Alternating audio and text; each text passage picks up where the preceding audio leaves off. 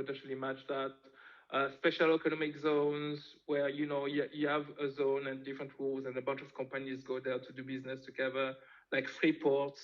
You can look at eco villages where somebody buy a plot of land and like then you can buy a house, or there's a system to enter into the structure and then share resources with people. So there's different models, some of them in the past, some of them very current, that we can look at and learn from. And I like this model. I was also very inspired by the Black Wall Street.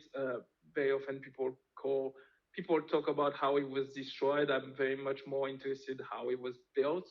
It was this place in Tulsa, Oklahoma, this neighborhood that started with somebody, being wealthy and investing and creating a bank and giving loans, and like, okay, somebody wants to build a house. Okay, we give you a loan. Okay, I need to build a house. I need wood. Somebody started a logging company. Okay, give you a loan for that. And then somebody needed to transport the wood. So somebody started a transport company, and kind of like started like that. And a lot of like people transacted between each other. But at the end, it was in the 1920s, this black population was wealthier than their white neighbors, and had their own drivers and like incredibly wealthy, had their own bank, had their own schools, had their own cars, like insane level of wealth. And $1 entering the community was circulated, I think, around 37 times before coming out a year later. Okay. So very healthy economy.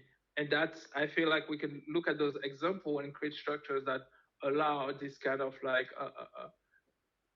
entrepreneurial, innovative environment where people do business and exchange.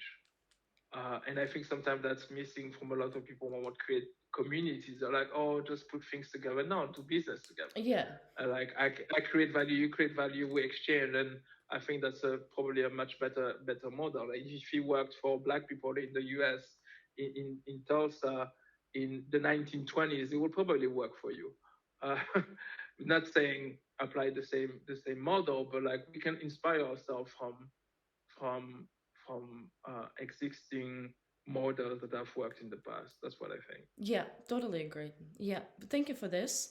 Okay, this will be the last question for this version of our interview. There will be hopefully three more over the next 2 years so that we can have a vision of your progress and what's been going on and catch up more. But this question is, we are currently in 2034, 10 years ahead. And from that perspective, what you feel you've been able to accomplish that you're proud of, and how the world has changed since 10 years. It's very hard to project like that because we are in a weird timeline right now, and things can be very, very weird. But let's take the most optimistic path. Yes, we've done geoengineering. Climate change is being controlled. There's a process. There's technology. We are solving that.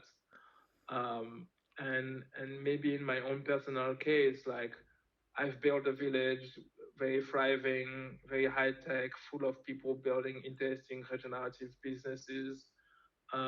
We build schools that are very much more tuned to the needs of kids. We're close to nature, building an oasis with syntropic farming and all kinds of regenerative structures. The whole place is fully tokenized on chain. We tokenize all the real estate, we tokenize all the assets, and the economy is flowing for people to be able to co-own and share, but at the same time be liquid.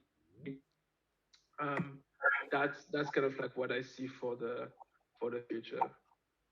Thank you so much, Nelson. Perfect transition. Yeah, so we're just talking about the future. We were just talking about the future, Dror. Yes, and you joined in. Thank you. So let me introduce you